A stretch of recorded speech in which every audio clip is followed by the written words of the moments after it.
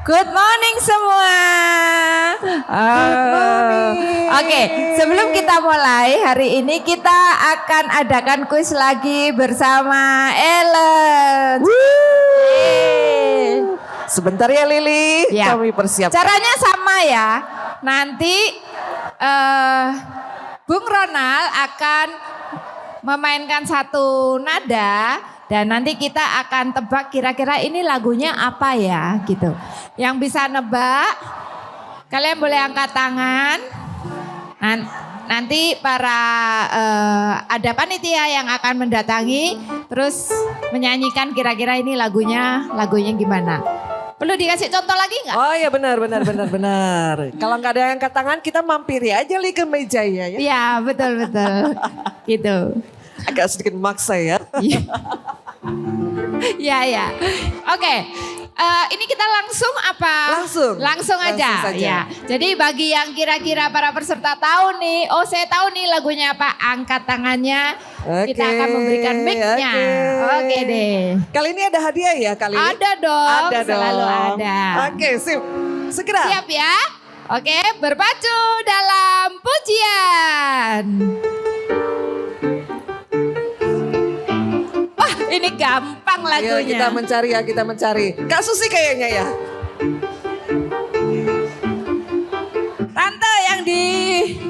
Tante. Oh ada tante sebelah sana. Oh itu kelompok paling suka memuji Tuhan. Ya. Oh, iya. Oke, Tante nyanyi ya. Dari awal yang keras ya tante, yang keras. Kata-katanya Oke. dari awal.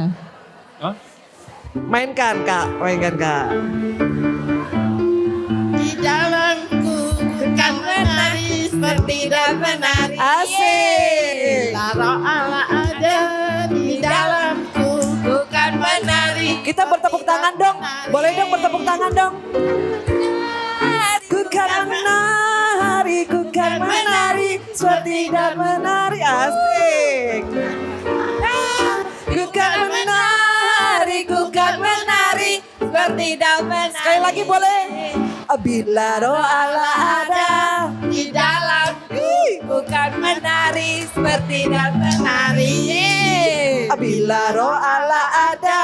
Di dalamku bukan menari seperti dan menari. Ada tante menari dengan sukacita. Asik. Ku kan menari seperti dan menari.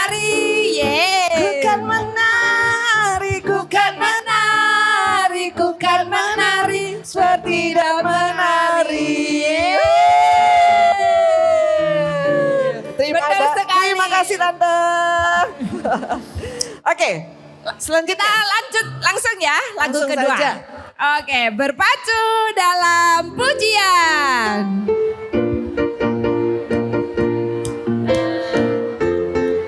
boleh nggak sih saya lihat ada tepuk tangan dan juga yang mengangkat tangan? Sebelahnya. Yang mana? Ada ya tante ya? Tante lagi. Ini kompak sekali. Boleh ya? Oke, tante bisa kok. Bisa, nggak apa-apa. Oke. Tante nyanyi ya. Oke. Yesus. Asik. Tepuk tangan sama-sama yuk. Yeay. Dalam Yesus. Boleh loh sambil kita mengiringi tante juga kita nyanyi sama-sama. Cie.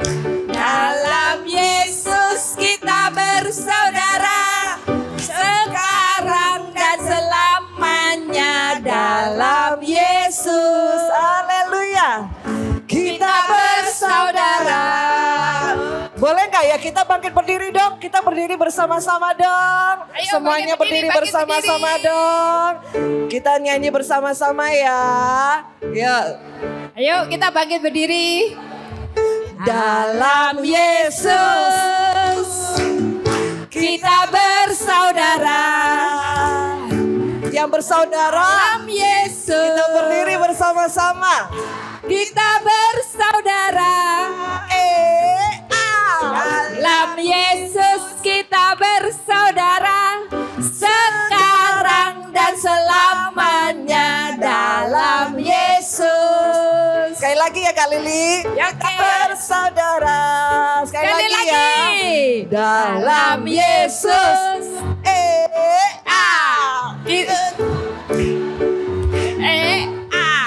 Dalam Yesus kita ya dalam Yesus kita bersaudara sekarang dan selamanya dalam Yesus kita bersaudara. Thank you luar biasa. Silakan duduk kembali. God bless you all. Terima kasih Tante. Oke, terakhir ya, lagu terakhir. Oh, ada lagi. Satu lagi, lagu terakhir dong. Saya Lagu pikir semua sudah keluar keringat. Sudah semangat. Oh gitu ya. Iya, belum Minta ya? request satu lagu lagi oh terakhir. gitu ya, lagi ya. Oke, Yes. baik, siap. Oke. Apa ya lagu ini kira-kira?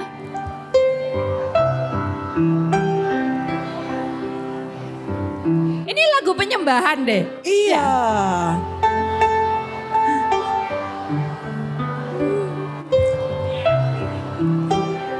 Ada yang tahu? Ayo, kelompok Kak Susi. Udah minggu lalu. Hah? Ya ini, Ibu Eli. Oke. Iya, langsung Ya, ayo. nyanyi. Dia penuhkan. Dia penuhkan. Suaranya merdu ya kan? Puaskan hasratku. Lagi. Besar kasih Allah bagi kita. Dari awal ya Cece, sama-sama. Ayo, silakan. Ingat kasihnya, ingat kebaikannya, haleluya. Dan anugerahnya selamatkanku. Sebab kasihnya setinggi langit, kasih setia Allah Bapa kita.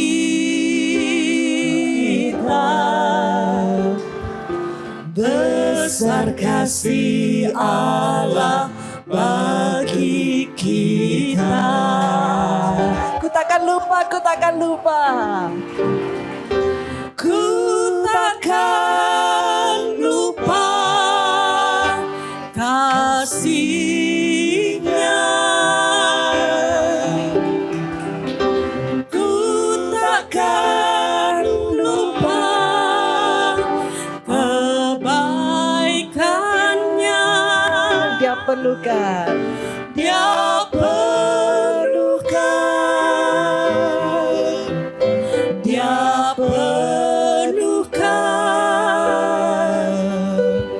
Dia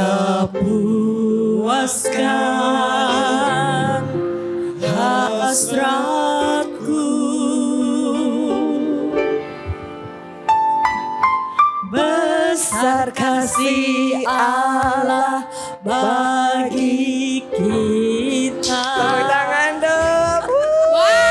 Thank you, Cece. Keren banget ya. Ingat kasihnya. Luar biasa. Thank you Celi suaranya. Welcome ladies semua di acara Bible & Co. Di bab terakhir buku Aku Curiga. Jadi ini adalah pembahasan kita terakhir untuk buku Aku Curiga. Dan minggu depan kita akan masuk di buku yang baru, yaitu Overweight. Nah ini akan lebih banyak lagi yang kita bahas ya minggu depan ya. Nah untuk hari ini kita akan diberkati oleh pembicara Pak Agus Lianto. Mana ya Pak Agus Lianto ya? Nah ini dia. Selamat pagi Pak Agus Lianto. Pagi. Pagi. Nah, pagi Kak Agus. Pagi. Kak Agus, ini minggu terakhir kita mencurigai Tuhan. Setelah ini kita nggak boleh ada curiga-curigaan sama Tuhan lagi ya. Karena kita bahas, kita tuntaskan hari ini, kita hempaskan semua pertanyaan-pertanyaannya. Siap Kak Agus? Siap. Nah, teman-teman yang sudah ambil kopi silahkan kembali ke tempat duduk masing-masing. Kita akan mulai pembahasan kita. Oke, nah Kak Agus, kita bicara tentang curiga pada Tuhan. Kalau kita ngomong tentang curiga, pasti ada pikiran negatif ya Kak Agus ya, yang ada di pikiran kita. Dan gimana nih Kak Agus bisa bikin supaya kita tuh punya pikiran yang selalu positif terhadap Tuhan? Ya, mungkin karena biasanya orang Kristen itu sulit percaya penuh kepada Tuhan. Kalau misalnya ditanya berserah penuh itu sulit atau mudah? Jawabannya mesti sulit. Melakukan firman Tuhan secara penuh itu susah apa gampang? Mesti jawabnya susah. Kenapa? Karena dasarnya itu memang kecurigaan, ketidakpercayaan. Nah pertanyaannya begini, kenapa kok tidak percaya sama Tuhan? Gitu kan. Saya melihat ketidakkonsistenan. Percaya Tuhan ada. Percaya Tuhan baik, percaya. Percayakah Tuhan itu mengasihi? Percaya. Tapi kalau disuruh berserah penuh, susah. Kan aneh gitu kan. Nah menurut saya ini kalau dari pengamatan saya, kemungkinan besar mayoritas itu karena Tuhan itu memang tidak bisa diterka. Tidak bisa diandalkan dalam tanda kutip. Seperti kita mengandalkan seorang montir misalnya. Kalau mobil kita rusak, kita bawa ke bengkel yang bagus, itu hampir gak ada keraguan dalam diri kita bahwa montir ini, bengkel ini pasti bisa perbaiki mobil kita. Tapi kalau kita punya masalah, kita punya sesuatu yang kita butuh pertolongan Tuhan, kita kan menjumpai bahwa tidak selalu Tuhan itu menolong kita sesuai dengan apa yang kita mau. Tidak selalu Tuhan itu bertindak seperti yang kita harapkan. Dan kita melihat bahwa sebagai orang Kristen pun kita mengalami berbagai-bagai kesulitan, persoalan. Menurut saya itu yang membuat akhirnya orang itu curiga ya, susah percaya. Mungkin yang seperti Kak Agus katakan tadi ya. Jadi penyertaan Tuhan itu tidak seperti apa yang kita harapkan. Tidak seperti apa yang kita inginkan. Kadang-kadang terjadi sesuai di luar apa yang kita harapkan. Benar ya Pak Agus ya? Betul. Tapi padahal mungkin itu terlebih baik daripada apa yang kita harapkan untuk kedepannya. Ya kita berusaha menelan itu. Ya ini pasti lebih baik. Tapi kita kalau ditanya jujur ya, kita juga tidak ngerti gitu. Kenapa? Jadi makanya menurut saya penting sekali bagi kita itu untuk mengenal Tuhan. Gitu. Mengenal caranya kerjanya Dia sehingga kalau kita kenal Tuhan, kenal betul, mengenal kehendak Allah, mengenal pikirannya, maka yang saya alami adalah kita sama sekali tidak perlu curiga. Justru kalau kita mengenal Tuhan sungguh-sungguh, kalau Anda mengenal Tuhan dengan baik, Anda akan menjumpai bahwa dalam hidup ini sama sekali tidak ada yang perlu dikhawatirkan. Sama sekali loh. Jadi kita semua ini bisa hidup betul-betul tanpa khawatir. Nah itu mungkin gak terbayangkan ya kan karena itu tadi kita tidak terlalu mengenal Tuhan dan seringkali Tuhan itu bertindak atau tidak bertindak sesuai dengan harapan kita. Kita berharap A, Tuhan ternyata tidak bekerja di A. Ya, itu terjadi. Tetapi semua keraguan itu saya lihat, saya renungkan ya bersumber kenapa? Karena kita tidak kenal, kita tidak tahu, tidak mengenal, tidak ngerti gitu cara Tuhan bekerja bagaimana. Nah oke, ke beberapa bab yang lalu kita sudah membahas banyak sekali tentang kehendak Tuhan. Seperti bagaimana cara mengenal kehendak Tuhan, bagaimana cara mengetahui kehendak Tuhan. Suara Tuhan. Suara Tuhan, kehendak Tuhan, janji-janji Tuhan, apa yang Tuhan inginkan dalam kehidupan kita. Nah ibu-ibu kita ini nyantai aja nih, kita sambil ngobrol ini. ibu-ibu yang sudah ikut atau sudah punya site, bagaimana cara kita mengenal kehendak Tuhan menurut ibu-ibu? Karena sudah ikut Bible Co 3 bab yang kemarin, otomatis pasti tahu ya. Nanti kita akan move on ke depan, tapi saya pastikan dulu apakah ibu-ibu ini ngerti nih bagaimana cara kita mengenal kehendak Tuhan. Oke, mungkin di sini ada yang bisa jawab. Kita butuh 2 aja. Ayo, mungkin siapa di sini? Ibu ada yang di sana? Oke, ini please. Bagaimana cara kita mengenal kehendak Tuhan? Sesuai dengan prinsip, kalau kehendak itu sesuai dengan prinsip-prinsip yang ada dalam firman Tuhan. Contohnya, ya, cowok kalau kepingin nikah lagi, istrinya masih ada, lah itu pasti bukan kehendak Tuhan. Karena nggak Alkitabiah. Yang kedua, biasanya ada damai sejahtera. Kalau kita berdoa terus ada damai sejahtera, itu Roh Kudus yang mimpin hati nurani kita. Menurut saya seperti itu. Thank you sister. Siapa namanya? Fanny, thank you Fanny. Ya, berarti kita mengenal kehendak Tuhan itu salah satunya dia dari firman Tuhan. Dari kita berdoa, kita mengenal Tuhan lebih jauh. Oke, Ko Agus, kita sudah tahu nih kehendak Tuhan seperti yang tadi bilang sama Fanny. Nggak boleh kawin 2 kali, nggak boleh mencuri, nggak boleh jealous, nggak boleh serakah. Pokoknya kita tahu lah apa yang baik di depan Tuhan. Nah, setelah kita tahu itu, what next? Apa berikutnya Ko Agus? Nah, mengenal kehendak Tuhan ini sesuatu yang, ya ini saya ingin share ya, mungkin tidak banyaknya saudara dengar. Mengenal kehendak Tuhan itu tidak bisa dipisahkan dari keinginan untuk mengenal Tuhan. Jadi begini, saya lihat banyak orang Kristen tuh ingin tahu kehendak Tuhan, itu bukan dalam rangka mengenal Tuhan atau mengasihi Tuhan, tapi supaya misalnya masa depannya aman gitu. Supaya nggak celaka. Ya kan? Ada kehendak Tuhan yang bersifat moral. Oh, enggak boleh menikah lagi dan segala macam, enggak boleh selingkuh.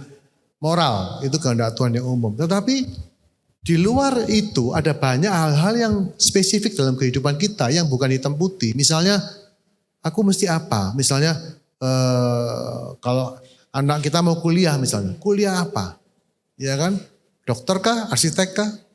Itu kan enggak ada panduannya di Alkitab. Saya mengenal kehendak Tuhan di Alkitab itu sudah paling dasar, itu betul sekali. Tetapi sekali lagi, kita ini membutuhkan pimpinan yang sebetulnya lebih spesifik dalam beberapa area kehidupan yang tidak dijelaskan oleh Alkitab gitu. Milih rumah di mana, milih kerjaan, milih kuliah, ya enggak. Itu kan hal-hal yang keputusan penting begitu. Milih mantu, milih jodoh kan gitu. Ini jodohku enggak ya. Nah, mengetahui kehendak Tuhan di area-area ini yang seringkali saya lihat menjadi pergumulan. Tetapi gini, kalau saudara betul-betul mau mengenal kehendak Tuhan, kita harus punya pola pikir yang benar. Yang pertama Pak, saudara harus kenal Tuhan dulu. Kenal Tuhan itu kan kayak pribadi, misalnya gini. Misalnya saudara Dewi ini orang yang sangat powerful misalnya. Anggap aja saya kerja sama beliau. Dia bos saya gitu ya. Maka sebagai seorang pegawai, saya bisa saja cari tahu kehendaknya Bu Dewi ini apa. Apa yang buat dia marah, apa yang dia buat senang gitu. Yang buat dia senang, apa yang membuat dia jengkel. Saya cari tahu gitu. Tetapi saya cari tahunya itu bisa dengan 2 motivasi. Yang pertama, betul-betul ingin mengenal dia. Atau yang kedua, supaya saya dapat promosi. Supaya saya bisa nyenengin dia, supaya saya nggak dimarahi. Supaya saya beruntung di perusahaan. Kenapa? Karena akhirnya kalau saya tahu apa yang dia mau, misalnya Bu Dewi sudah, saya langsung bawakan teh misalnya. Itu kan sepertinya mengenal kehendaknya Bu Dewi. Tetapi kalau dalam hati saya tidak sungguh-sungguh ingin menghormati dan mengenal pribadinya, itu nangkep ya, itu tidak cukup sebetulnya. Mungkin bagi Bu Dewi asal ada orang yang tahu semuanya, bisa melakukan semua kehendakku, cukup bagi beliau. Bagi Tuhan tidak cukup. Tuhan kepingin kita itu mengenal dia, kenal kayak suami istri. Kayak saudara mengenal suami saudara. Saudara kan tidak bisa ngomong sama anak saudara. Kamu ya tak kasih tahu, papa itu orangnya begini-begini. Lakukan aja, jangan langgar aja. Jadi pokok lakukan yang benar, jangan lakukan yang salah. That's it. Itu aja yang perlu kita tahu. Enggak begitu, saya kalau kemudian anak saya mendekat dengan melakukan hal-hal yang benar di mata saya, tapi dengan tujuan untuk mendapatkan sesuatu dari saya juga bagaimana gitu loh menangkap ya. Kalau anak saya mendekat sama saya seolah-olah ingin tahu kehendak saya, tapi tujuan mereka hanya untuk supaya saya bisa berikan apa yang mereka minta. Itu transaksional gitu. Itu kayak penyembahan dewa-dewa. Ya kan, sama aja. Kita menyembah berhala, kita cari tahu berhala itu maunya apa. Oh, berhala itu maunya bikinkan altar, ya kan. Kasih satu hari kasih buah, ayam mungkin. Kasihkan persembahan-persembahan. Itu kehendak dewanya. Setelah kita memenuhi semua kehendak si dewa itu, kita kemudian baru sekarang gantian ya toh. Saya sudah kasih semua kehendaknya dewa ini, berhala ini, dan maunya saya sekarang saya minta diberkati, saya minta beruntung, saya minta begitu. Nah, banyak sekali orang memperlakukan Tuhan seperti itu. Sehingga akhirnya kita tidak bisa mengenal kehendak Tuhan. Karena Tuhan juga tidak mau dikenal kehendaknya dengan motivasi seperti itu. Oke, Ko Agus. Kita berusaha untuk menyenangkan seseorang untuk kita mendapatkan sesuatu yang baik untuk kita. Itu adalah hal yang rasional. Kita semua seperti itu. Memang konteksnya seperti Ko Agus tadi bilang, saya bos. Saya untuk disenangkan saya pasti happy. Dan segala sesuatu kalau saya senang pasti saya akan kasihkan kembali. Betul ya Ko Agus ya? Dan itu adalah hal yang wajar. Itulah tujuannya kita memang kan. Nah, tapi bagaimana kita bisa mengerti lebih dalam lagi yang seperti Ko Agus bilang tadi, hubungan, relasi, bukan transaksional. Betul. Hubungan. Nah, apa yang mendasar kita yang bisa kita step lebih kuat lagi untuk kita bisa bukan cuma ingin berkatnya, bukan cuma ingin proteksinya, tapi ingin lebih menyenangkan. Nah, apa untungnya kita kalau kita bisa menyenangkan hati Tuhan? Bukan untung ya, jadi begini. Yang diharapkan Tuhan dari kita itu apa sih? Cinta. Kasih, kita tuh mengasihi. Kan perintah utamanya kan jelas, kasihilah Tuhan Allahmu dengan segenap hatimu, jiwamu, kekuatanmu, akal budimu. Nah, ini yang mesti kita kejar. Kita perlu berpikir begini loh. Tuhan itu siapa sih? Bagi saudara. Apakah dia juru selamat? Pokoknya aku mati masuk surga. Oke, supaya masuk surga apa yang harus kulakukan? Percaya Yesus, dibaptis, ikut ini, ikut itu. Sudah kulakukan semua. And then kita berpikir bahwa ya wis, semuanya di luar itu ya itu urusan saya gitu. Bukan itu yang Tuhan mau. Tuhan tuh pribadi yang dia tuh bukan punya kasih. Dia adalah kasih, Allah adalah kasih. Dan respon yang diharapkan dari kita apa? Kita tuh cinta Tuhan. Cinta itu apa saudara? Ya repot ya jelaskan cinta. Tapi cinta tuh bahkan sebuah rasa di mana saudara mengatakan bahwa Tuhan, kalau aku hidup tujuanku cuma satu. Menyenangkan Tuhan. Bikin Tuhan tuh bangga sama aku. Kayak saudara punya papa mama yang dulu mungkin saudara banggakan. Apa sih tujuan saudara? Saudara kan selalu kepingin membuat orang tuamu senang dengan keberadaan saudara. Saudara ngasih kado, anak saya dulu waktu kecil-kecil suka ngasih saya kartu buatan sendiri. Di kertas kecil digunting model hati tulisnya I love you papa gitu. Itu cinta. Saya enggak nyuruh, saya enggak ngomong nak kehendakku ya. Papa mau kamu buat surat cinta setiap hari. Tidak.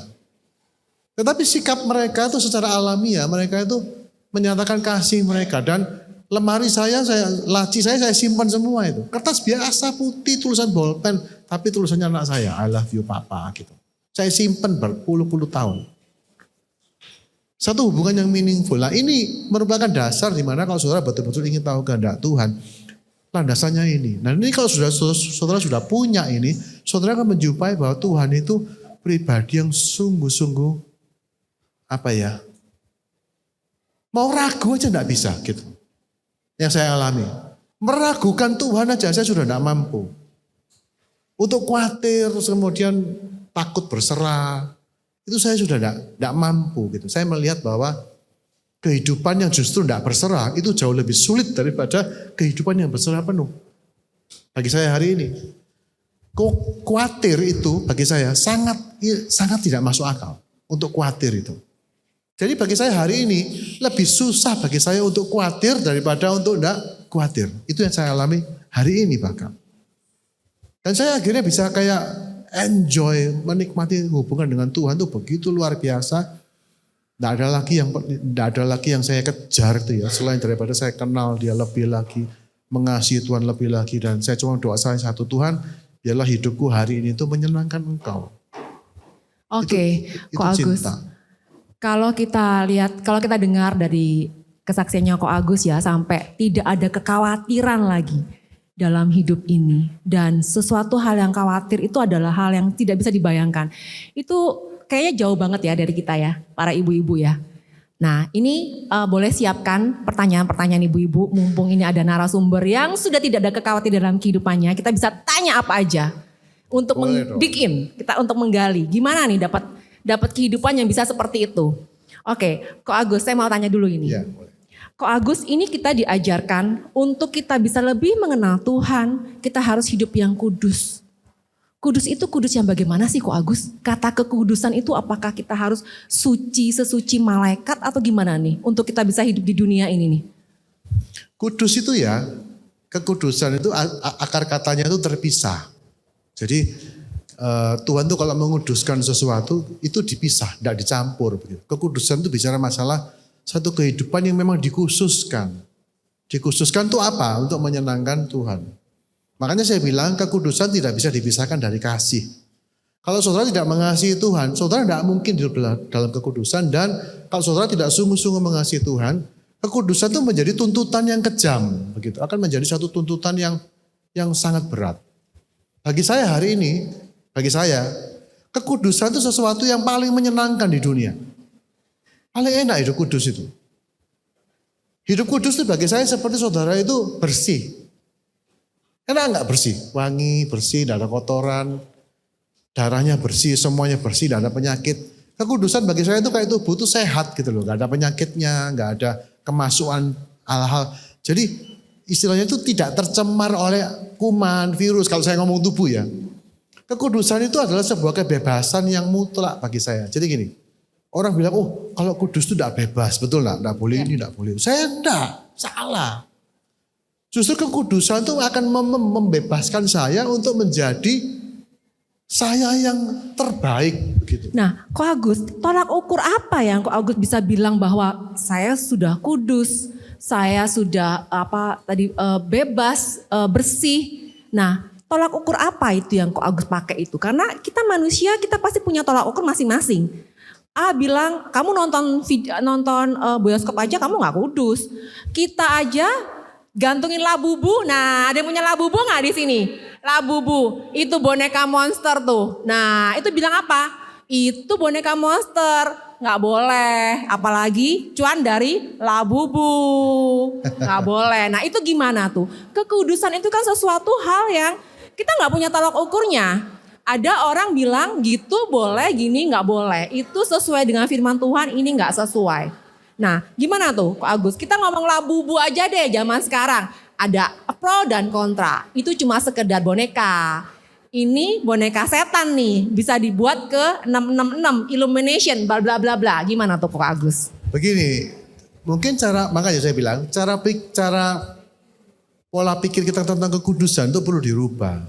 Orang berpikir bahwa kekudusan itu artinya tidak boleh, tidak boleh, tidak boleh. Mendefinisikan kekudusan dari apa yang tidak kita lakukan. Betul enggak? Kekudusan itu seolah-olah didefinisikan dari apa yang tidak saya perbuat. Saya enggak nyuri, enggak ngerampok, enggak zina. Ya kan? Tidak. Jadi negatif gitu, digambarkan secara negatif.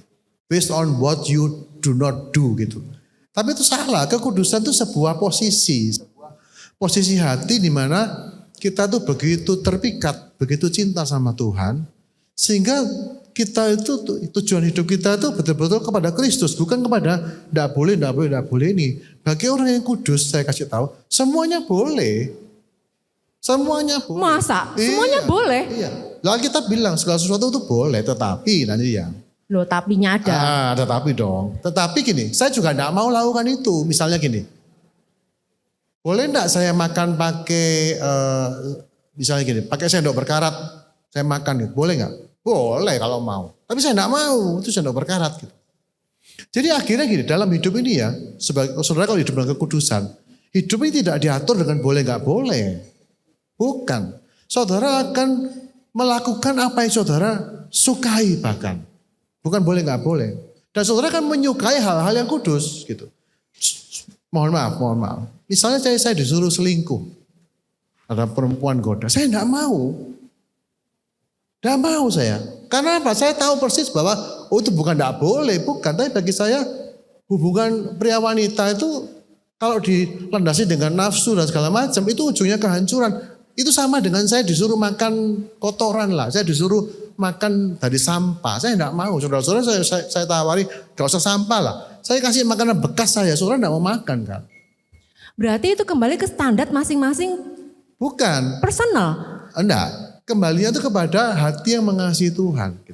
Saudara begitu sungguh-sungguh mengasihi Tuhan dan saudara hidupmu itu cuma satu tujuannya. Membuat Tuhan itu bangga. Tuhan itu berkenan atas hidup saudara. Saat saudara dengan hidup dengan tujuan seperti itu, mencari dahulu kerajaan Allah dengan segala kebenarannya, saudara kan tahu bahwa ini tidak bisa kulakukan. Hari ini saya sudah bukan bergumul dengan kudusan, khawatir aja enggak kok, mau anu gimana. Jadi maka kita itu akan kemudian, ngerti ya, pertama saudara kenal Tuhan, karena saudara kenal Tuhan, saudara tahu bagaimana hidup menyenangkan Dia. Sebetulnya nggak sulit-sulit amat sih, ya itu tadi melakukan firman Tuhan. Nah, tapi secara penuh, nggak boleh milih gitu loh. Maksudnya, melakukan firman Tuhan ya lakukan gitu. Semuanya dan melihat semua firman itu sebagai kayak madu gitu, manis. Semua perintah Tuhan itu sesuatu yang menyenangkan hatiku gitu. Makanya dikatakan orang yang bisa tuh merenungkan firman Tuhan di siang dan malam. Saya ini merenungkan firman Tuhan tuh almost all of the time. Kenapa? Manis bagi saya, itu luar biasa baiknya. Ya mungkin saudara belum nyampe ya, tapi saya berbagi ini kenapa? Karena saya manusia biasa, oke? Saya masih bisa jatuh dalam dosa enggak? Masih bisa, enggak sengaja. Salah ngomong, emosi gitu. Masih punya pikiran jelek, curiga sama orang, paranoid apa. Masih ada sedikit, wah ini gimana kalau diteruskan? Ada pemikiran-pemikiran negatif, ada. Tapi itu betul-betul tidak menguasai dan saya tahu bahwa saya begitu muncul pikiran negatif. Kayak tadi pagi lah, ini jangan ngomong ya. Istri saya tuh pagi-pagi udah marah-marah gitu. Kalau sampai istri saya tahu, saudara yang salah pokoknya. Marah-marah gitu. Dan saya juga, loh orang enggak ada apa-apa. Dia mungkin ya, kalau pagi dia bad mood tuh sering sekali begitu. Dia semprot saya gitu. Padahal saya tuh apa yang saya lakukan, saya cuma baca buku rohani gitu. Mungkin dia pengen dibantu ya kan. Dia lagi cucian, dia kerja, cuci baju, saya lagi baca buku rohani. Kalau baca jangan di rumah. Di gereja aja kalau baca. Wah ya. Saya mangkel, tapi saya diam. Terus saya mandi. Saya tidak ngomong apa-apa, saya mandi. Terus saya keluar, saya peluk dia. Dia nangis. Dia stres rupanya. Tidak apa-apa saya bilang. Habis disemprot, diomel-omel, dan saya sempat jengkel, saya diam sebentar, mandi, dinginkan kepala, saya keluar, saya peluk, dan apa-apa. Dia nangis habis itu, menyesal mungkin. Tapi ya itulah bagi saya, sesuatu yang lebih mudah saya lakukan daripada saya ajak dia bertengkar gitu loh. Karena apa? Sebagian penting dari kekudusan itu apa? Rasio, logika. Saya mikirnya gampang kok. Milih mana? Dipeluk atau diajak bertengkar? Kalau diajak bertengkar, ego saya mungkin menang. Tapi suasana akan jadi tidak karu-karuan. Kalau saya peluk, selesai masalahnya. Jadi saya mau tanya, lebih gampang mana? Meluk atau ajak bertengkar? Ajak bertengkar. Susah kan ya kita merendah itu ya pada saat kita lagi emosi ya. Itu kan. Tapi coba dipikir logika aja, logika. Itu bukan logika kok Agus kalau saya. Kalau logikanya pasti kan aja bertengkar. Itu kalau kita merendah, itu melawan kedagingan kok Agus. Baru kita bisa merendah dan milih untuk meluk. Bener gak ibu-ibu? Kalau kita milih logika, hajar. Nah, sekarang gini, resultnya apa gitu, hasilnya apa. Nah kita kembali ke hasilnya apa, Iya. tujuannya logika apa. Itu kan gitu, logika itu kan motivasinya hasil apa ya. Tujuan akhirnya apa? Apakah kedamaian? Betul. Apakah kemenangan? Kemenangan Ya. atau keributan. Nah, Ya. kekudusan itu seperti itu. Kekudusan bukan sekedar enggak boleh, labubu enggak boleh, setan apa. No. Hidup kayak gitu enggak enak. Berarti labubu boleh dong ya? Loh, boleh, saya serius. Saudara mau beli boneka, boleh-boleh aja. Loh Pak, itulah iblis. Saya bilang itu lah, bentuknya itu enggak penting. Yang penting apa? Jangan disembah. Ya toh. Kalau saudara taruh di anu sudah sembah, enggak usah boneka. Foto suamimu aja kamu taruh di situ sembah-sembah ya jadi. Nggak ada kok Agus yang mau nyembah foto suami di sini. Mungkin. Nah, Mending Labubu ya kita koleksi ya Nah, daripada kalau foto suami. soal Labubu kayak baru tahu Labubu juga dari Ibu Dewi kemarin. Nah, saya cek di Google. Oh viral. Nah ini menariknya begini. Saya mungkin tidak akan membahas Labubunya. Saya membahas fenomena orang itu FOMO, ya kan? Fear of missing out. Jadi viral terus melok-melokan gitu. Itu yang lebih bagi saya lebih concern tuh itu. Kenapa? Kenapa orang itu mengejar hal yang viral? Bagi saya orang mengejar hal yang viral, ikut tren FOMO itu sumber cuma satu. Dia tidak punya hidup bersama dengan Tuhan. Sorry to say. Hidupnya itu kosong. Saudara kalau saudara punya hidup pada saat saudara mengejar Allah, mengasihi Tuhan, ya saya kasih tahu. Hidup itu begitu penuh dan berarti. Dan kalau sudah hidupmu itu penuh kayak gitu, saudara kan melihat viral, tren dan segala macam itu sebagai sesuatu yang meaningless gitu. Loh, kalau lucu mau beli aja, tapi bukan beli karena viral. Saya bahkan kadang-kadang tidak bisa ngerti gitu. Kenapa ya hanya karena viral? Tapi ya itu tadi, kekosongan makna, hidup ini kosong. Orang tuh kalau hidupnya kosong yang dikejar apa? Sensasi, entertainment, tren. Untuk mengisi keberartian. Manusia itu sebetulnya yang dibutuhkan itu bukan benda, bukan uang. Yang dicari manusia itu apa? Meaning, arti, makna. Ya kan? Jadi kita kembalikan ke motivasi ya kok Agus ya. Melakukan itu tuh buat apa? Apakah itu memang kepengen, suka, lucu atau FOMO? Iya kan. Kalau seandainya itu cuma suka, lucu boleh ya. Tapi jangan ikut gara-gara FOMO. Takut orang-orang udah pada punya semua kita nggak punya gitu ya. Tujuannya itu ya. Itu sih yang lebih memprihatinkan saya. Kalau lucunya sih ya boneka lucu-lucu lah di mana-mana. Tapi saya rasa kalau kayak Labubu gitu ya. Menurut saya itu lebih karena FOMO. Karena bentuknya sih biasa aja menurut saya. Ya lucu sih, tapi lucuan panda kalau menurut saya. Berarti hidup kudus itu bukan berarti boleh dan tidak boleh. Betul. Tinggalkan. Saya betul-betul menantang ibu-ibu ya. Juga untuk mendidik anak Anda. Kalau Anda menjalani hidup hanya berdasarkan boleh tidak boleh, Anda masuk dalam jebakan agamawi. Kalau Anda berhasil boleh tidak bolehnya diketatin, Anda akan jadi legalistis. Kalau gagal, Anda akan menjadi kompromi. Dalam hidup ini ya, saya kasih tahu, orang bisa jatuh, bisa. Boleh nggak jatuh? Boleh, kalau mau. Saya nggak mau jatuh. Dan saya tahu, kalau saya jalan hati-hati, saya pasti nggak jatuh. Tapi kan kita tidak bisa merencanakan aku mau jatuh nggak bisa. Betul, exactly. Iya. Makanya kalau ngomong soal kekudusan segala macam itu bukan sekedar boleh nggak boleh. Tapi bagaimana kita menjalani hidup dengan arah yang benar. Contoh, kita semua kesini naik apa? Mobil ya. Di sini siapa nyetir sendiri? Angkat tangan. Nyetir sendiri. Hari ini no bro enggak? Enggak toh. Waktu berjalan, waktu kesini mikir mau no bro enggak? Enggak. Mikirnya kan mau ke Putat, mau ke gereja. Perlu enggak kita, maksudnya gini, waktu kita belajar mobil, pertama kali ini ya hati-hati loh ya, lihat spion segala macam. Tapi dalam satu kali kita sudah bahkan tidak berpikir tidak boleh. Kita cuma mikir aku mau ke gereja. Buka pintu mobilnya tidak pakai mikir. Nyetirnya tidak pakai mikir. Injak rem tidak pakai mikir. Injak gas tidak pakai mikir. Betul tidak? Yang dipikirnya apa? Mungkin menu hari ini apa. Siapa pembicaranya. Tubuh itu otomatis bawa saudara ke Putat dan tidak nabrak. Tidak nyerempet. Tidak nyakiti orang. Kekudusan itu kayak gitu. Anda tuh jalan bahkan hidup kudus tuh bahkan tidak pakai mikir. Tidak boleh. Saudara bisa bayangkan kalau naik mobil. Hati-hati. Ada sepeda motor. Saudara tidak bisa nyampe. Dan itu kalau orang nyetir kayak gitu tambah medeni. Ya enggak? Awas. Kalau saya sebelah saya awas tak bentak. Dijemur kamu semenengah gitu. Kan gitu. Nah hidup dalam Tuhan itu saya gambarkan seperti orang nyetir mobil. You don't even think about it. Anda cuma mikir tujuanku, aku mau ke pasar Atom, beli apa. Bayangan itu sudah ke tujuan.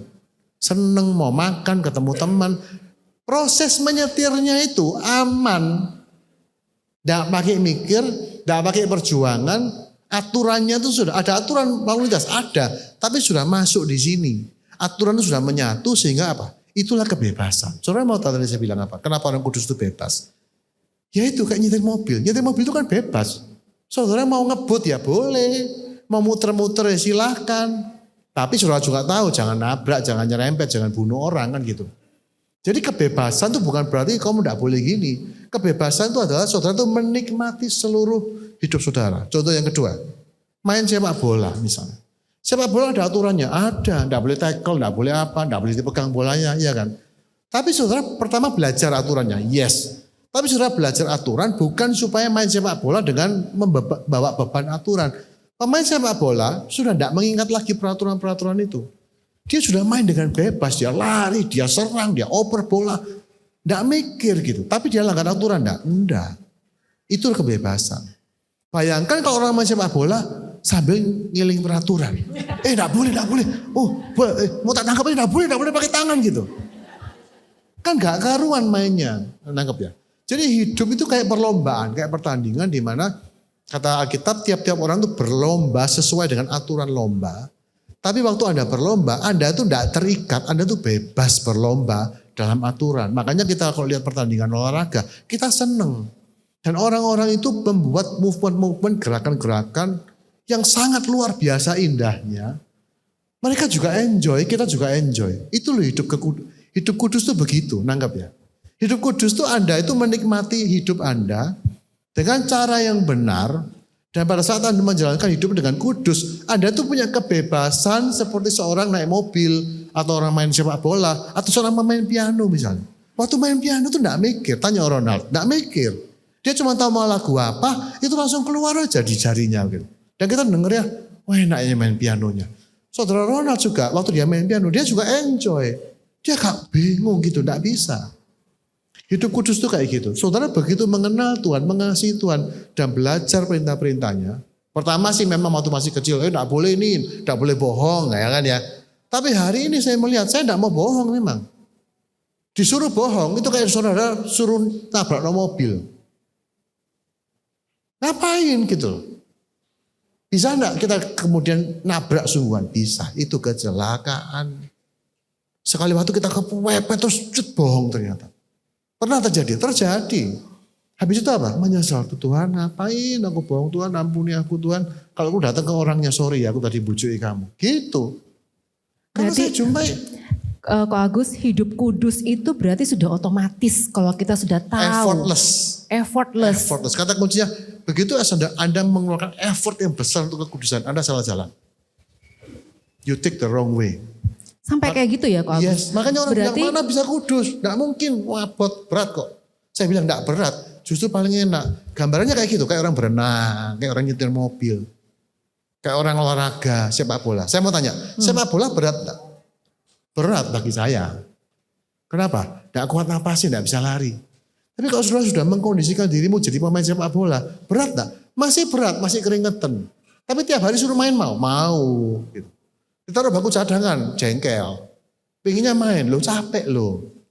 Cedera lo, bisa nggak di tackling orang jatuh? Bisa. Tapi kenikmatannya bermain itu mengalahkan kelelahannya. Nangkep ya? Jadi effortnya ada. Saya bilang effortless bukan berarti, sekarang bayangin. Kalau saya lihat pemain sepak bola kelas dunia, bagi saya dia main sepak bola itu effortless. Tapi bukan berarti dia tidak berkeringat, ngerti ya? Dia berusaha tapi otomatis, tidak pakai mikir. Dia nendang ngoper bola itu kayak refleks menikmati gitu ya Kok Agus maksudnya. Ngerti? Enjoy. Nah, kata kuncinya tuh effortless dan enjoy. Dari luar kerja keras. Wih lari sana, lari sini, lari sana. Kita disuruh ngelakuin ya enggak bisa. Berarti Mungkin ya itu tadi, sorry. Tadi mungkin wah gak iso aku. Ya memang gak iso, langsung. Mesti latihan. Tuhan itu menyatakan kehendaknya, memberikan janjinya, memberikan semua mungkin peraturan-peraturannya untuk membuat kita enjoy life. Yes. Yang baik dan benar. Exactly. Oke. Makanya saya kalau di gereja saya ngajar, sorga itu tidak nunggu mati. Sorga itu hari ini. Kita sudah ada di sorga teman-teman. Kalau kita menciptakannya. Serius. Makanya doa Bapa kami apa? Datanglah kerajaanmu di bumi seperti. Memang kita didorong sama Tuhan gini. Tuhan Yesus bilang gini, bertobatlah, change your mind. Kenapa? Kerajaan sorga itu sudah dekat, tersedia untuk kalian, untuk kita. Jadi sorga itu tidak perlu tunggu mati. Sorga itu bisa terjadi hari ini. Yang saya alami hari ini, Bagi saya itu bagian dari sorga. Tidak ada khawatir, tidak ada kemarahan. Hampir tidak ada kayak gak terima gitu. Kayak tadi peristiwa tadi pagi. Saya semakin manusia langsung cek gitu. Tapi saya mikir, she needs me. Dia butuh saya. Akhirnya apa saya lakukan? Saya peluk. Dan saya lusi punggungnya, sudah enggak apa-apa. Dia nangis. Itu surga bagi saya. Surga itu, surga di dunia ini bukan soal tidak ada masalah, tidak. Tapi surga itu apa? Dalam setiap permasalahan, saudara itu jadi terang, menang. Saudara tidak dikalahkan oleh masalah. Justru lewat segala masalah itu saudara malah menjadi orang yang lebih suci, lebih kudus, lebih baik, lebih mengasihi. That is heaven. Itulah kerajaan surga di tengah-tengah dunia. Di mana kita tuh menyala terang kebaikan kita, kasih kita, kesabaran kita, kemurnian kita. Dan itu hidup yang sangat, ibu-ibu ya, itu hidup yang sangat menyenangkan, saya kasih tahu. Kita untuk menciptakan hidup yang seperti itu, hidup kekudusan, hidup yang di surga, berarti kita harus memilih, Kak Agus ya, memilih untuk menjadi menang atau memilih untuk menyenangkan.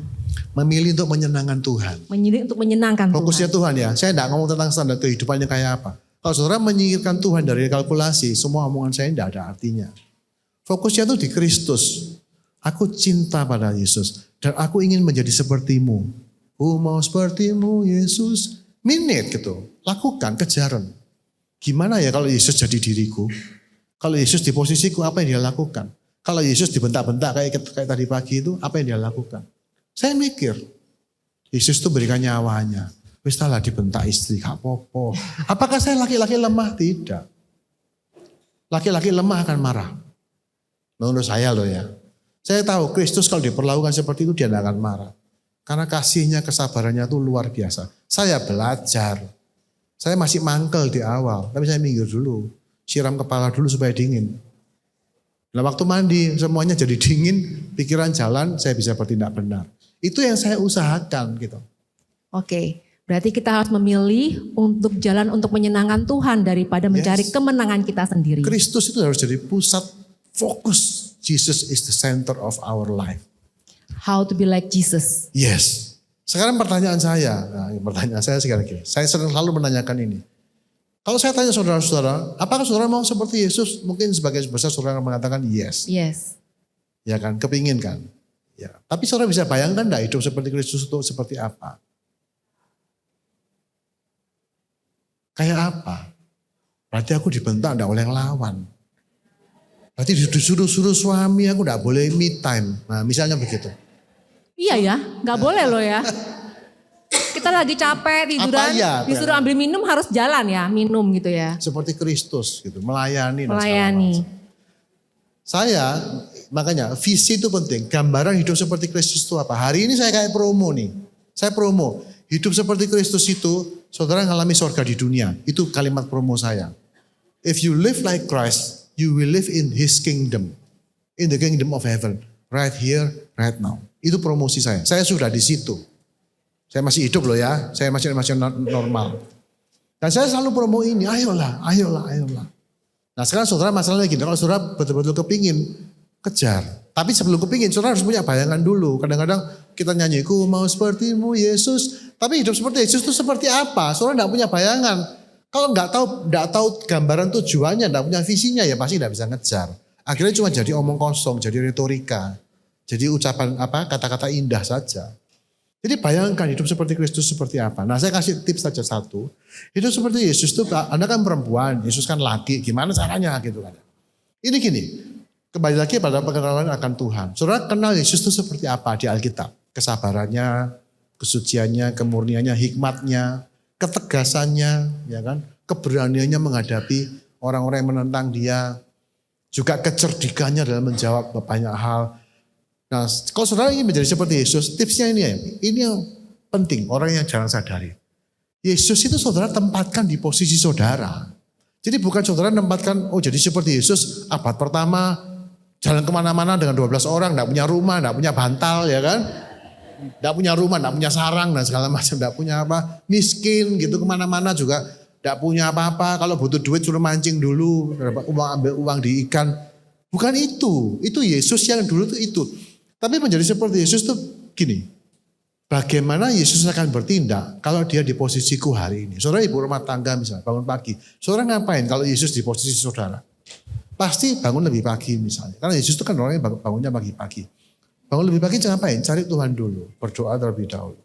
Habis itu apa? Mungkin akan menyapa suami, menyapa anak. Good morning. Good morning gitu. You show goodness to everyone around you. Yesus akan melakukan itu. Nah kemudian saudara akan melakukan hal-hal yang mungkin sorry ya ibu rumah tangga pasti cuci baju kayak istri saya tadi kan. Mulai masak, istri saya sekarang punya hobi bercocok tanam.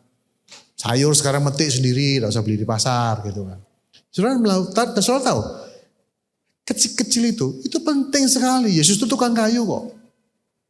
Dan dia juga bukan tukang kayu kayak punya pabrik kayu. Dia tukang kayu itu mungkin bikin badan kecil-kecil aja. Meaningful. Nah, Show love in every yes, showing way. love dan juga cherish every moment. Jadi saudara mencuci baju, do you know, saudara mencuci baju tiap hari itu berarti bagi kerajaan surga. Kenapa? Because you do it for your family, right? Anda lakukan untuk keluarga, Anda menjadi ibu rumah tangga, nyiapin makanan, itu sangat bernilai di hadapan Tuhan. I tell you, orang dunia bilang, oh itu tidak bernilai, kenapa? Gak ada duitnya. Betul, semua diukur dari uang toh.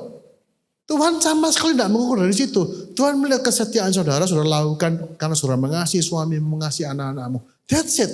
Itulah keserupan dengan Kristus. Kok Agus, kalau dengar omongan aku mau seperti Yesus dan apa yang akan Yesus lakukan kalau menjadi seperti saya, berarti apakah kita tidak bisa mempunyai kehendak kita sendiri? Nah ini penting, pertanyaan bagus. Pertanyaan bagus. Saya kasih tahu ya, Tuhan Allah itu begitu mengasihi kita dan Allah itu kepingin memperlengkapi kita sedemikian sampai satu titik di mana apapun yang saudara kehendaki dia bisa wujudkan.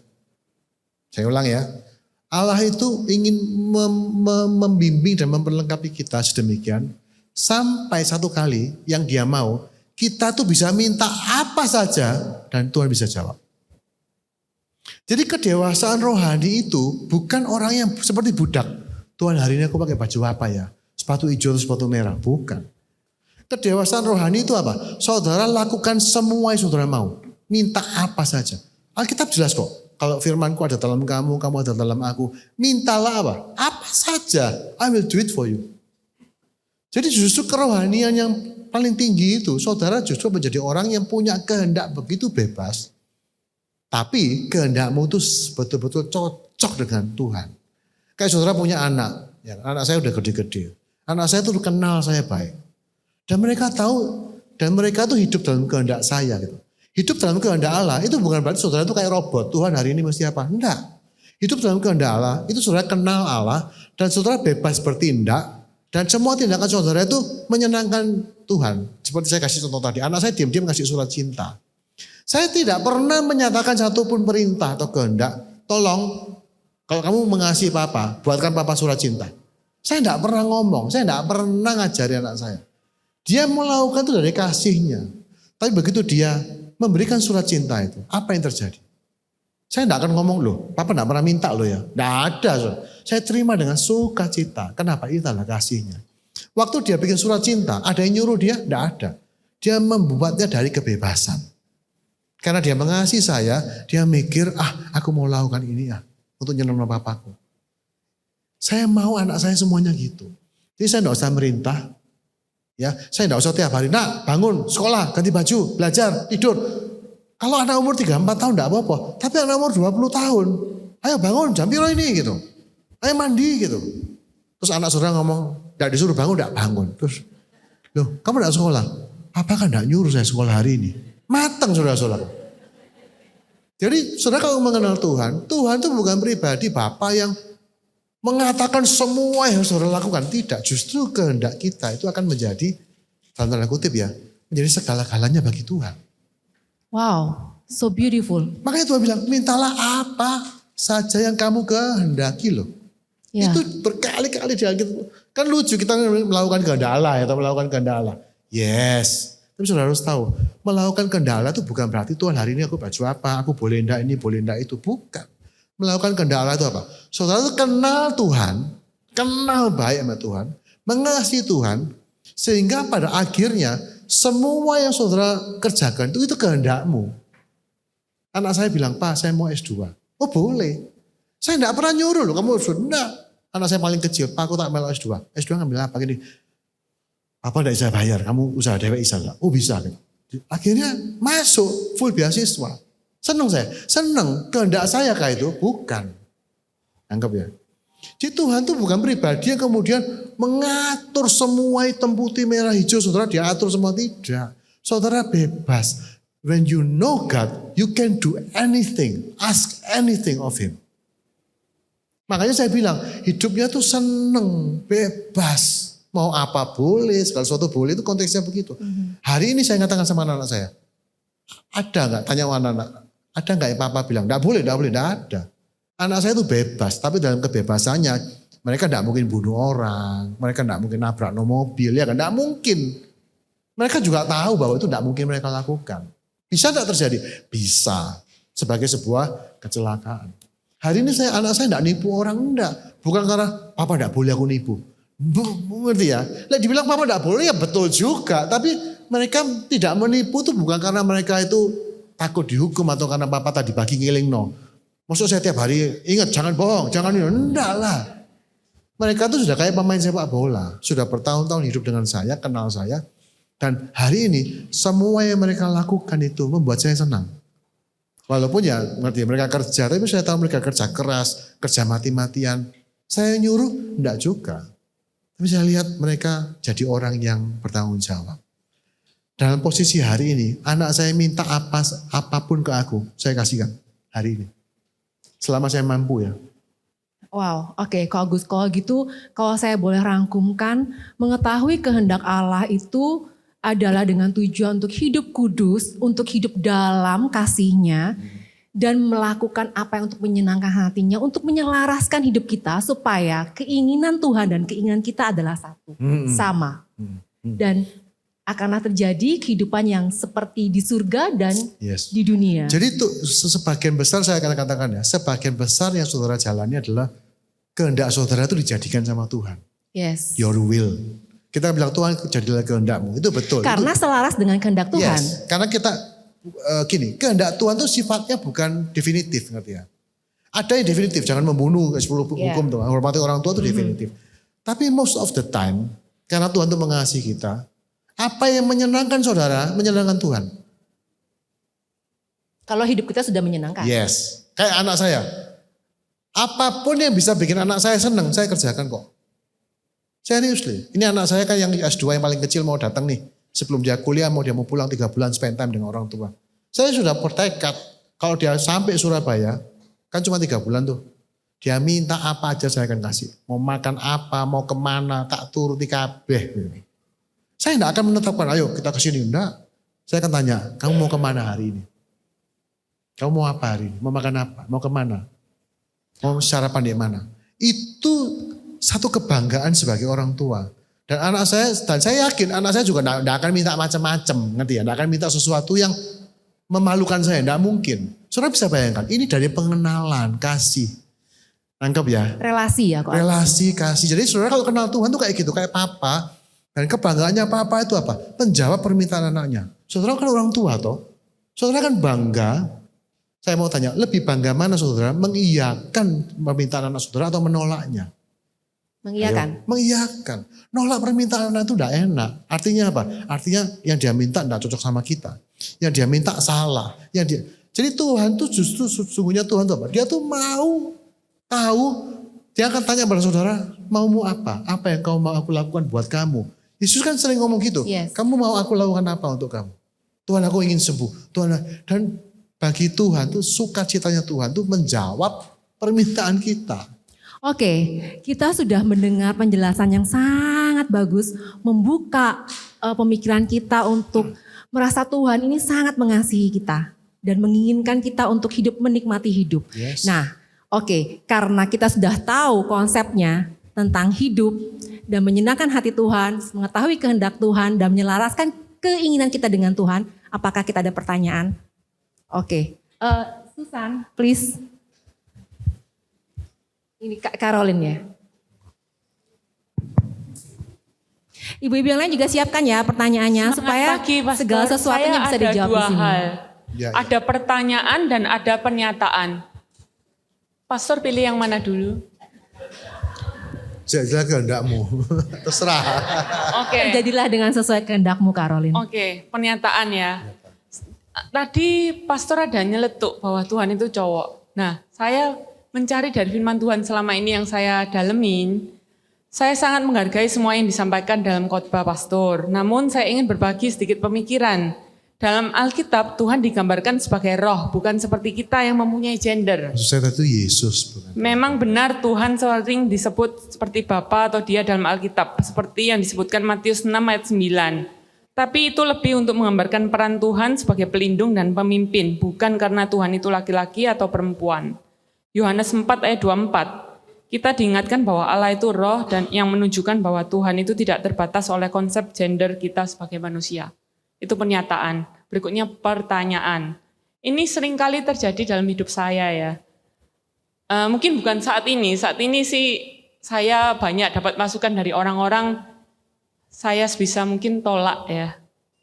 Saya sering kali merasa panik dan khawatir. Terutama ketika merasa mudah dibohongi. Atau terlalu polos dalam mempercayai orang lain. Saya ingin hidup dalam kasih dan kebaikan, tetapi saya juga khawatir bahwa kebaikan itu saya bisa dimanfaatkan. Sehingga saya ataupun bahkan keluarga saya bisa dirugikan. Bagaimana caranya kita bisa tetap hidup kudus berserah kepada Tuhan, tetapi juga bijaksana agar tidak mudah dirugikan.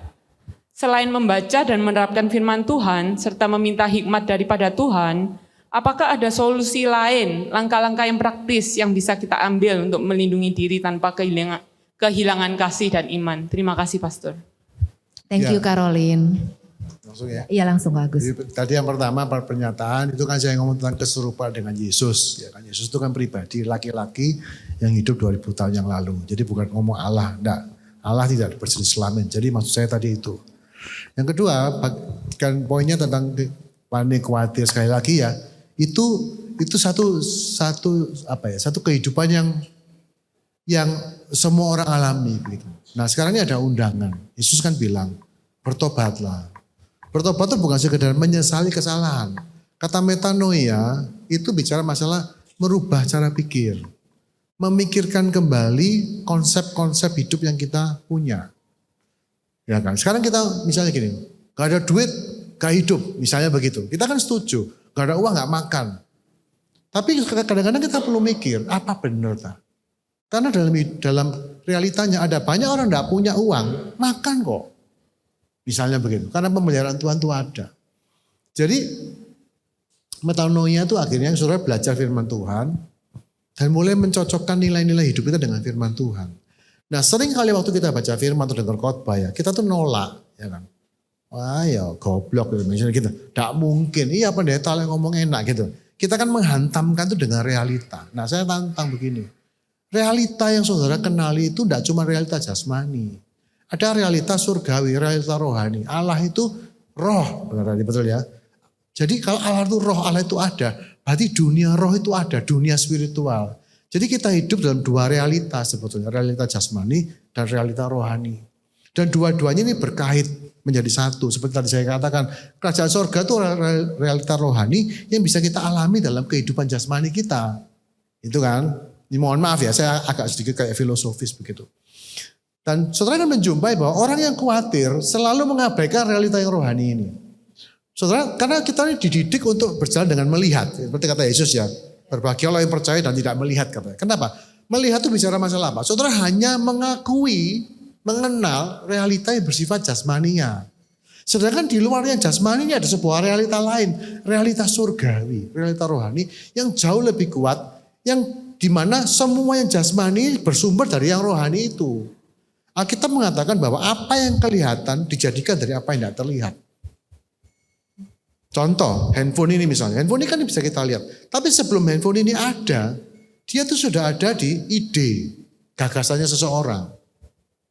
Ide tidak nampak. Jadi semua benda yang saudara lihat di ruangan ini, semua realitas jasmani saudara, sumbernya apa? Sumbernya itu sesuatu yang tidak nampak. Entah itu gagasan orang tuamu, entah apa. Dan dari ide muncullah benda. Itu kira-kira gambarannya bahwa realita yang spiritual itu menentukan segala sesuatu yang terjadi secara jasmani. Ini saudara belajar untuk menerima ini dulu. Bahwa di luar realita yang saudara pegang, sentuh, lihat ini, ada sebuah realitas surgawi. Di mana tempatnya? Ya di sini juga sebetulnya, tapi tidak kelihatan. Tidak nampak. Dan Allah menguasai realita itu. Dan kalau saudara bisa hidup dengan kesadaran bahwa di luar hal yang jasmani ini ada realita yang rohani, yang jauh lebih kuat, di mana Allah berkuasa dan Allah mengasihi saudara, saudara akan menjumpai dalam hidup ini. Tidak usah khawatir. Karena apa? Karena memang tidak ada yang perlu dikhawatirkan. Saya ini kalau ditanya, kenapa aku tidak khawatir? Saya akan jawab, karena memang tidak ada yang perlu dikhawatirkan.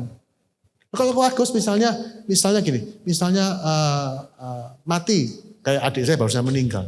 Saya akan mengatakan, tidak apa-apa mati itu kita pindah ke alam roh kok. Apalagi kalau Agus misalnya dibuji orang, duitnya dimakan orang, dijak orang. Saya akan jawab, kalau sampai terjadi, tidak apa-apa, serius tidak apa-apa. Berarti tidak punya uang, tidak apa-apa. Karena saya pernah dalam keadaan tidak punya uang di masa lalu. Waktu pandemi kemarin saya tidak gaji 6 bulan. Zero income, 6 bulan. Anak 2 kuliah di Korea. Bayar uang kuliah di Korea itu aja sudah memakan hampir semua gaji saya. Sebetulnya selama 6 tahun terakhir waktu anak saya masih kuliah. Saya itu kayak orang tidak gajian sebetulnya. Hidup tuh gemuk itu. Gak ngirit itu. Saya bisa kemana-mana itu tetap. Dan terakhir waktu pandemi itu paling mengerikan. Tuhan bilang sama saya. Suara Tuhan ngomong, kamu mau enggak gajian? Saya tahu tuh, saya kenal Tuhan tuh. Karena saya kenal, saya tahu suaranya. Saya bilang iya. Saya tahu tuh Tuhan ngomong, jawabannya pasti iya. Kenapa? Karena saya percaya dia. Kamu mau enggak gajian? Mau. Saya ngomong sama Pak Andreas, koan waktu itu juga enggak gajian. Saya melok, saya bilang, aku ikut. Apa? Aku enggak usah gajian. Kaget. Kamu serius? Saya bilang. Sungguhan aku bilang gitu. Besok ditanya lagi, Gus kamu serius? Enggak gajian. 0. Tidak ada kerjaan. Tidak ada pelayanan. Kan pandemi toh. Apa yang terjadi selama 6 bulan tuh? Saya berlebih malahan. Orang tuh ada yang ngasih. Tidak kurang, malah lebih. Malah mohon maaf selama 6 bulan. Saya terima lebih banyak dari gaji saya 6 bulan. Sampai akhirnya tanya sama Pak Andreas, kamu masih mau tidak gajian? Saya mikir. Saya justru mau jawab tidak usah gajian. Karena gaji saya lebih gede dari Tuhan gitu. Tapi saya juga ngomong, kamu tidak boleh gitu, kamu jadi sombong. Nanti saya bilang, ya kok antar serahlah, gereja kalau gereja bisa gaji ya saya terima gitu. Saya pokoknya terserah, tergantung kondisi keuangan gereja. Akhirnya singkat cerita, 6 bulan kemudian masuklah gaji transfer full. Begitu gaji itu masuk, saya langsung bilang, waduh, langsung ngomong gitu. Langsung katanya muncul tuh, waduh gitu. Karena saya tahu, semua pemeliharaan Tuhannya pasti akan dikurangi sama Tuhan. Loh, kok Agus curiga? Enggak, bukan curiga. Karena saya tahu itu memang seharusnya begitu. Karena apa? Saya ini sudah hidup tanpa, saya tahu saya dipanggil dalam hidup itu apa? Dipelihara Tuhan. Itu loh, berikan padaku makanan hari ini secukupnya. Jadi saya itu tidak punya tabungan, tidak punya deposito, tidak punya jaminan masa depan. Tidak ada saya ini. Tapi saya tenang, tidak pernah kurang. Saya tidak pernah kekurangan uang. Saya tidak pernah utang orang. Tidak pernah pinjam duit karena tidak ada. Tidak pernah. 6 bulan tidak gajian, duit masuk sendiri. Begitu gajian ya berhenti loh. Saya heran sampai. Padahal saya tidak pernah ngomong. Saya tidak pengumuman. Saudara mungkin sebagian besar tidak tahu kalau saya tidak ceritanya. Waktu pandemi saya jamin. Tidak ada seorang pun tahu kalau saya tidak gajian. Tidak ada yang tahu, saya diam. Kenapa? Tuhan yang pelihara, bukan orang. Amin. Dan itu terjadi, makanya saya kenal Tuhan itu. Makanya saya bilang, jujur, saya pernah satu kali ngomong, Tuhan, sorry Tuhan, aku janji. Aku tidak akan khawatir lagi seumur hidupku. Saya janji. Kenapa? Waktu pandemi itu loh, itu ngeri, tidak gajian apa. Tapi saya lihat loh, kok cukup. Waktu bayar uang kuliah, kok cukup. Bahkan saya bisa ke Bali, beli mesin espresso coba. Tidak gajian tuh, saya punya itu mesin itu. Makanya ditawari kopi, saya tidak terlalu tertarik gitu. Nanti tiap hari saya minum kopi di rumah. Oke, berarti jangan sampai ada kekhawatiran lagi ya Caroline untuk semuanya. Ya. Tujuannya bukan ke sana. Ya maksudnya gitu. Saya ini kan promo ya kan. Promo. Tapi tujuannya bukan jangan khawatir. Balik lagi jangan bilang jangan begitu. Tapi kejarlah Tuhan, cintai Tuhan, kenali Tuhan. Saya rasanya di Babelku lalu kan sempat sharing tentang solitude ya, silence ya. Yes. Lakukan lagi. Do it.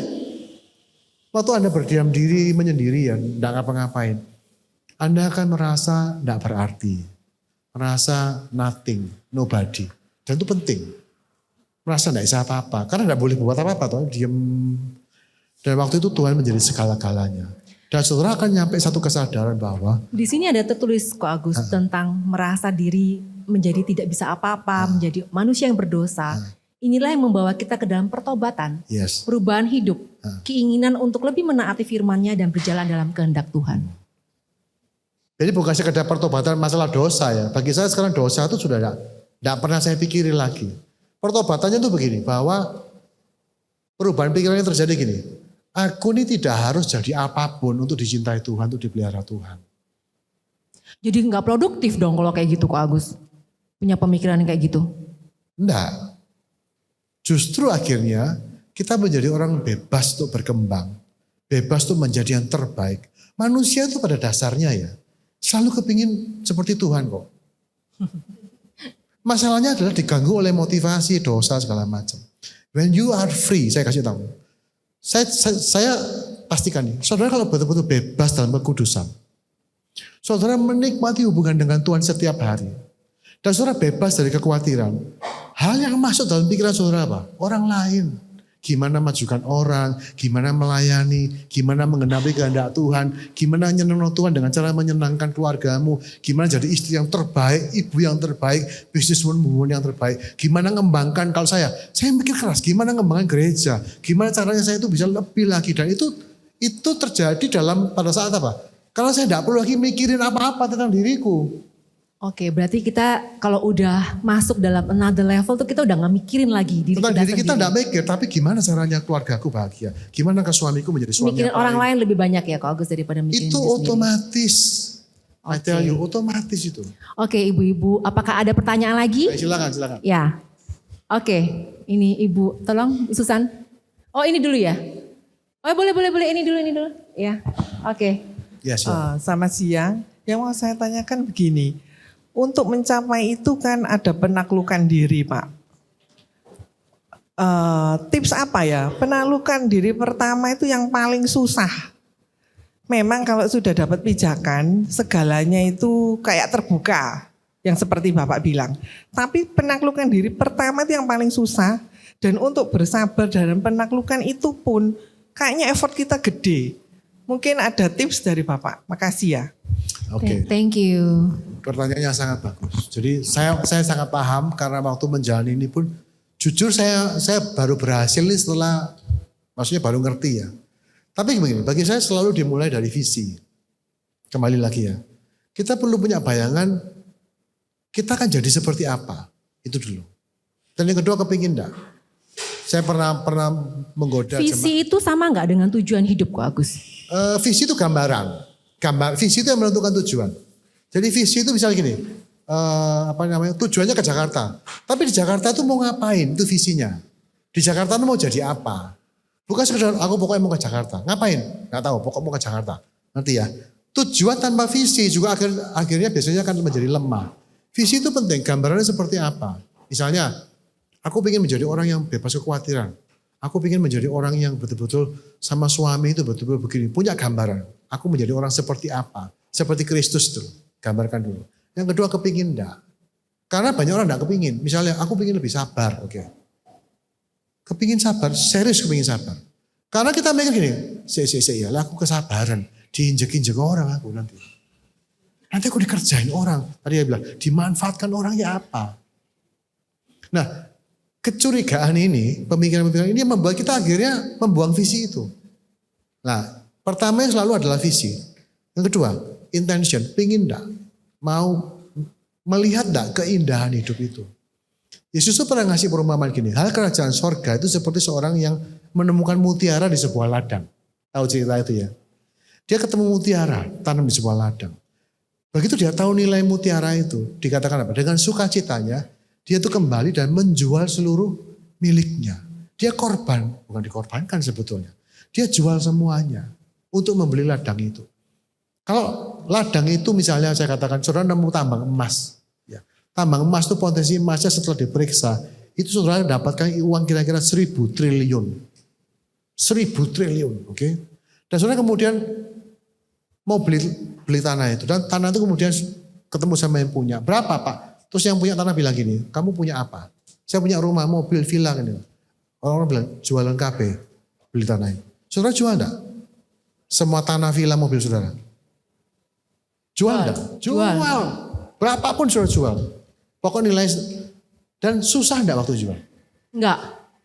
Susah enggak? Kenapa? Saudara tahu saudara dengan menjual ini, bayar harga intinya. Mau ngomong tentang apa? Submission, penaklukan diri, itu kan bayar harga Bu. Susah. Susah kenapa? Karena kita tidak bisa melihat nilai dari yang kita beli itu. Begitu kita tahu kita dapatkan 1.000 triliun emas ini, semua itu jadi gampang. Serius. Langsung jual harga piro kayak noise gitu. Maksudnya kan pokoknya dan cepet aku dapat no itu. Berarti kita fokus kepada value-nya ya Pak Kerajaan Agus. surga. Value kerajaan surga ini ya. Kita tuh mengejar kerajaan surga. Aku pingin ngalami surga di hidupku bersama dengan Tuhan. Itulah mutiaranya. Dan untuk melakukan itu apa yang dilakukan? Ya itu tadi ada penaklukan diri, ada segala macam. Kita harus buang jauh-jauh pemikiran bahwa itu sulit. Sulit kenapa? Biasanya karena kita tidak punya visi. Kita tidak dapatkan gambaran betapa berharganya hidup seperti itu. Apa yang saya sharekan hari ini, saudara mungkin mengatakan, oh ya Pak Agus kan pendeta. Ada mungkin mikir, ya kan kamu kan pendeta. Aku nih loh di dunia tiap hari ya kan. Nah pemikiran-pemikiran itu mohon maaf itu saudara harus metanoia. Saudara harus buang pemikiran itu. Ini bukan cuma untuk pendeta, not for pastor only gitu loh. Undangan ini untuk setiap anak-anak Allah. Setuju gak? Setuju. Anda semua diundang untuk masuk surga di dunia ini. Ya. Tetapi sekali lagi, saudara harus tahu betapa berharganya sehingga waktu saudara dituntut sangkal diri, ya kan? Barang siapa tidak memikul salibnya, menyangkal dirinya, tidak bisa menjadi muridku, tidak bisa jadi seperti aku.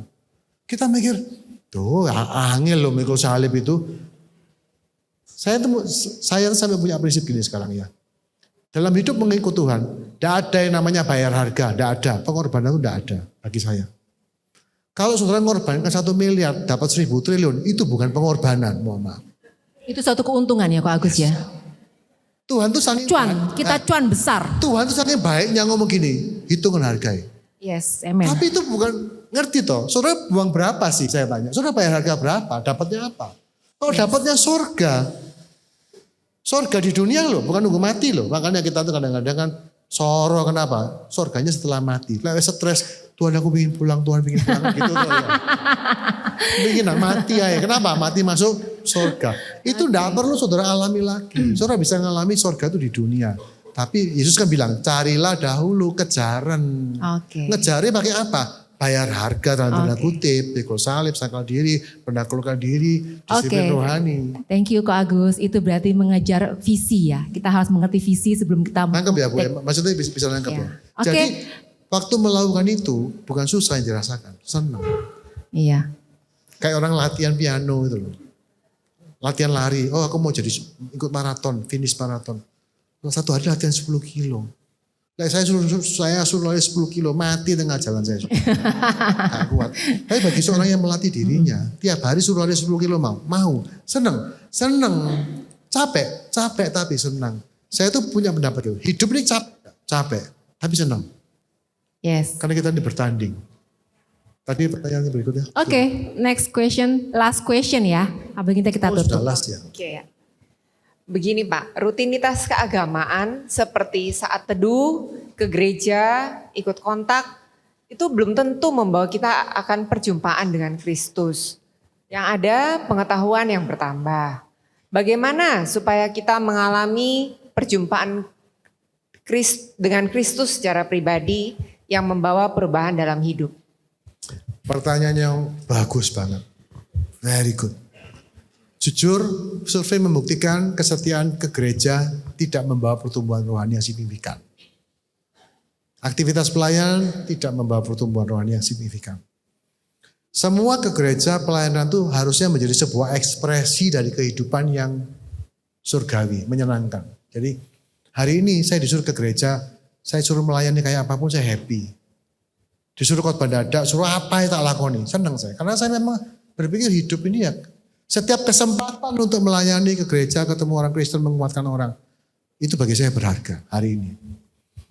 Ya, jadi terus bagaimana caranya? Bagaimana cara untuk bisa mengalami pertumbuhan rohani? Kira-kira pertanyaannya begitu ya. Gimana bisa mengalami itu? Ya tadi saya bilang, satu visi, kejar.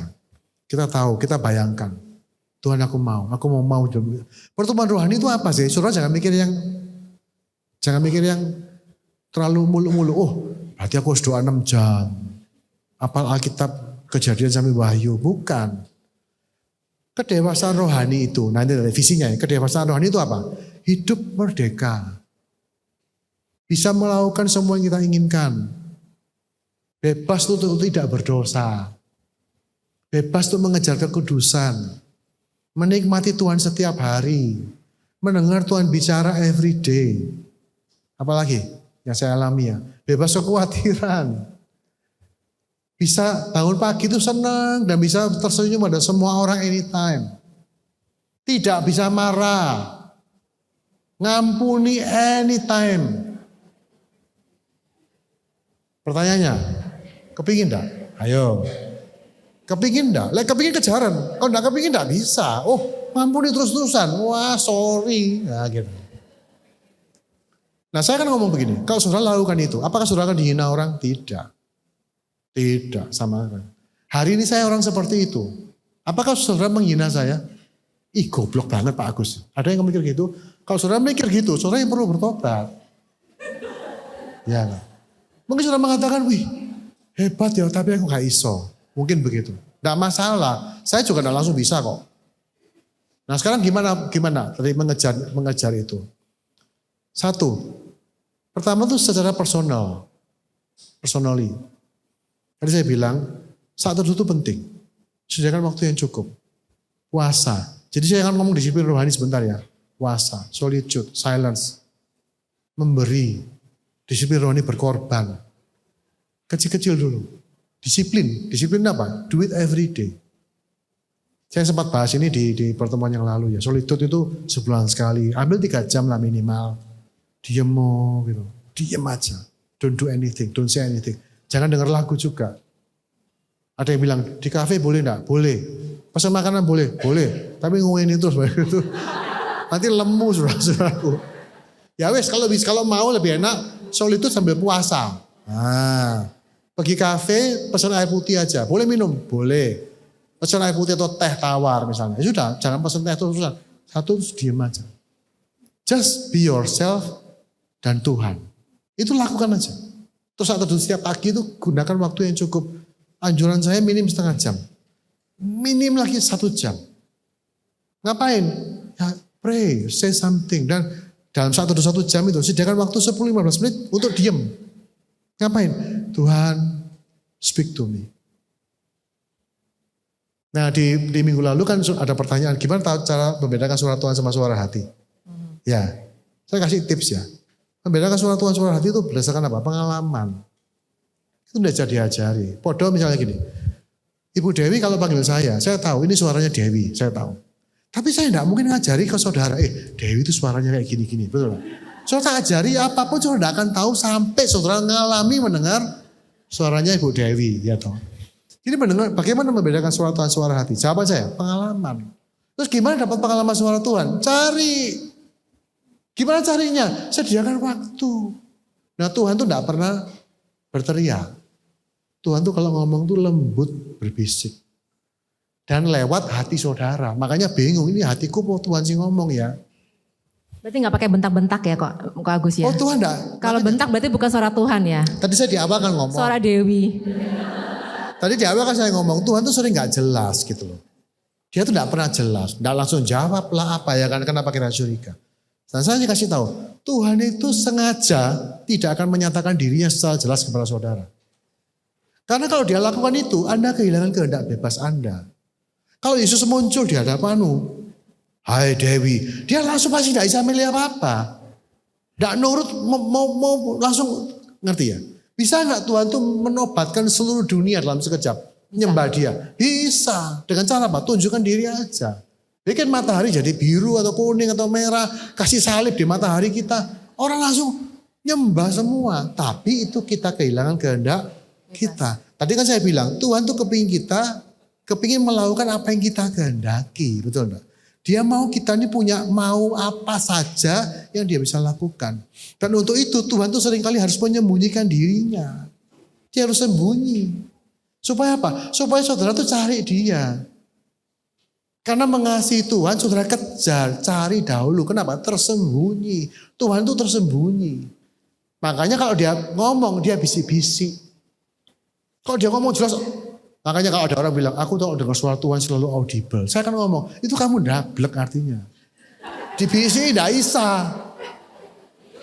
Kalau dengar audible baru nurut, itu dablek. Tuhan bilang, kamu jangan seperti keledai yang dikasih ini loh. Yang dicocok hidungnya. Jadi dipaksa. Tuhan tidak mau memperlakukan kita kayak gitu. Nah kalau dia tiap kali audible sama saudara, terus menyatakan dirinya, itu artinya Anda itu cocok hidup sama dia. Tuhan tidak mau. Tuhan bilang, nak, kamu mau tidak nurut, kamu boleh. Ya maksudnya terserah kamu. Kamu mau memilih dunia, terserah kamu. Kamu tidak percaya, buktinya cukup. Tapi kalau kamu mau percaya, buktinya lebih dari cukup. Oke, Ko Agus. Nangkap ya? Thank you. Nangkap ya? Yes.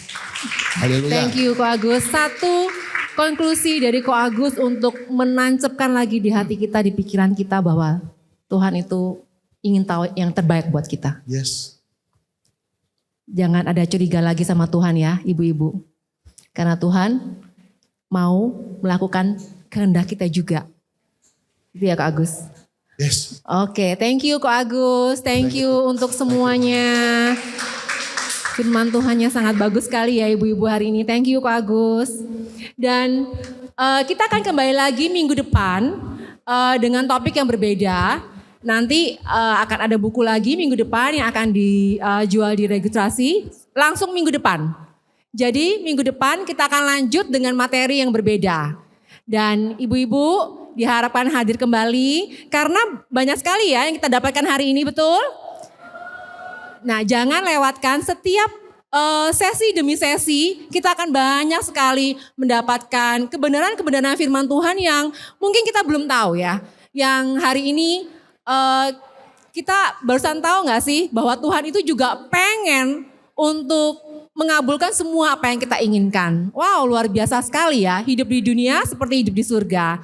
Oke, itu saya kasih ke Lili ini untuk informasi-informasi berikutnya. Thank you ibu-ibu, jangan lupa minggu depan kembali lagi. Oke, thank you Dewi.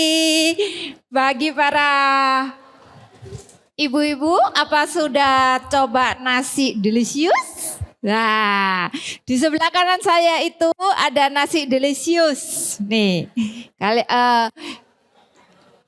terima kasih buat Delicious sudah mempromosikan di sini, sponsor, dan saya juga mengucapkan terima kasih dengan Kopi Se-Indonesia yang selama ini sudah setia menemani setiap kita. Baik, sebelum acara di setiap meja kita diskusi, ada beberapa pengumuman yang ingin saya sampaikan. Ada pengumuman dari MDC Youth. Ya, MDC Youth. Nah, MDC Youth ini sedang mengadakan acara yang disebut MDC Youth in Action. Dalam rangka apa? Dalam rangka 10 November Hari Pahlawan. Terus apa yang harus kita lakukan? Nah, MDC Youth ini ada satu misi yang sedang mereka lakukan, yaitu menjadi dampak bermurah hati. Jadi mereka ingin menularkan rasa kemurahan hati. Anak-anak MDC Youth lagi mengadakan, mereka punya satu misi di mana mereka menjadi anak orang tua asuh. Jadi di Benikasi mereka memiliki beberapa sekolah kayak Tunas Benikasi, ada di Joyoboyo, Kembang Kuning, di Doli. Siapa orang-orang ini? Orang-orang ini adalah anak-anak pemulung, pengamen, dan yang kalau yang di Doli itu dari bekas lokalisasi. Nah, jadi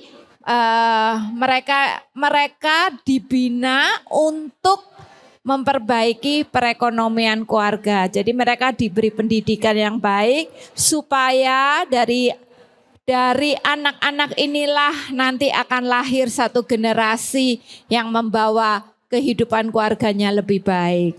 Nah, sekarang MDC Youth lagi mengadakan apa? Lagi mengajak kita semua untuk berpartisipasi. Berpartisipasi dalam hal ikut bantu menyumbang. Ibu-ibu, siapa yang di rumah banyak barang-barang yang tidak terpakai? Seperti pakaian, sepatu, tas, boneka anak, mainan anak. Bisa disumbangkan di gereja ini. Nanti tolong ditulis begini. Untuk MDC Youth diletakkan di ruangan 106. Kapan bisa dibawa? Mulai hari ini bisa sampai tanggal 30 Oktober. Ya, karena ini acaranya nanti akan barang-barang ini akan dibawa ke pasar murah, dijual, hasil uangnya akan disalurkan untuk anak-anak untuk uang sekolah mereka. Kalau para peserta yang di sini juga saya ingin terlibat sebagai orang tua asuh buat mereka di 2005 dan 2006 itu juga bisa dibuka ya. Oke, demikian ya. Jangan lupa yang belum mencoba Delicious silakan. Di meja-meja sudah ada brosur ya, ada brosur bisa kita lihat. Ada nasi liwet, ada nasi jeruk. Bagi yang belum pernah mencoba, silakan dicoba. Ada nomor teleponnya di sini. Dan yang belum pesan kopi, sebentar lagi kopi akan tutup. Jadi silakan untuk mengorder kopinya. Terima kasih. See you next week dengan tema yang baru, Overweight. God bless you.